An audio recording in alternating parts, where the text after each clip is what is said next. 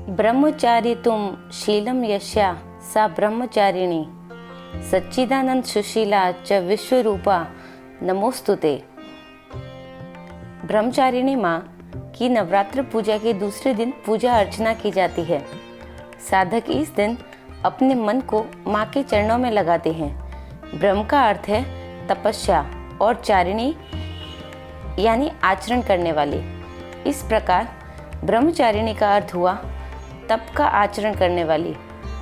इनके दाहिने हाथ में जप की माला और बाएं हाथ में कमंडल होता है। माँ दुर्गा जी का यह दूसरा स्वरूप भक्तों और सिद्धों को अनंत फल देने वाला है। इनकी उपासना से मनुष्य में तप, त्याग, वैराग्य, सदाचार, संयम की वृद्धि होती है। जीवन के कठिन संघर्षों में भी उनका मन कर्तव्य पथ से विचलित नहीं होता। माँ ब्रह्मचारिणी देवी की कृपा से उससे सर्वत्र सिद्धि और विजय की प्राप्ति होती है। माँ ब्रह्मचारिणी का नाम ब्रह्मचारिणी कैसे पड़ा, इसके पीछे एक बहुत सुंदर कहानी है। आइए वो कहानी सुनते हैं।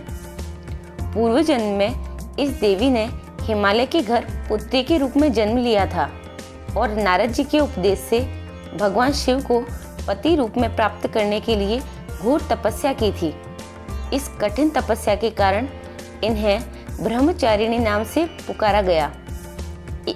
1000 वर्ष तक इन्होंने केवल फल फूल खाकर बिताए और 100 वर्ष तक केवल जमीन पर रहकर शाक पर निर्वाह किया।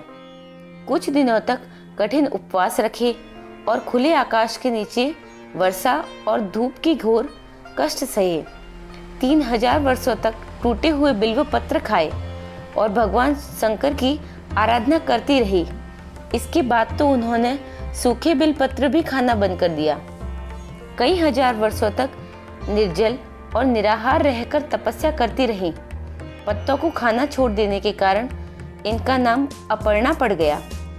कठिन तपस्या के कारण देवी का शरीर एकदम क्षीण हो गया।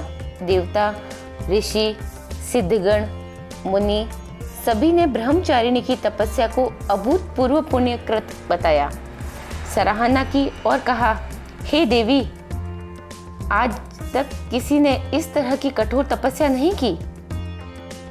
यह आपसे ही संभव थी। आपकी मनोकामना परिपूर्ण होगी और भगवान चंद्रमौली शिव जी तुम्हें पति रूप में प्राप्त होंगे। अब तपस्या छोड़कर घर लौट जाओ।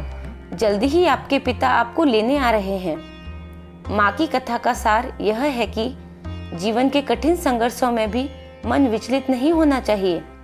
माँ ब्रह्मचारिणी देवी की कृपा से सर्व सिद्धि प्राप्त होती है। दुर्गा पूजा के दूसरे दिन इन्हीं के स्वरूप की उपासना की जाती है। इस दिन साधक का मन चक्र में शिथिल होता है। इस चक्र में अवस्थित मन माया योगी उनकी कृपा और भक्ति प्राप्त करता है। इस दिन ऐसी कन्याओं का पूजन किया जाता है जिनका विवाह तय हो गया है लेकिन अभी शादी नहीं हुई है। इन्हें अपने घर बुलाकर पूजन के पश्चात भोजन करवाकर वस्त्र, पात्र आदि भेंट में दिए जाते हैं। धन्यवाद।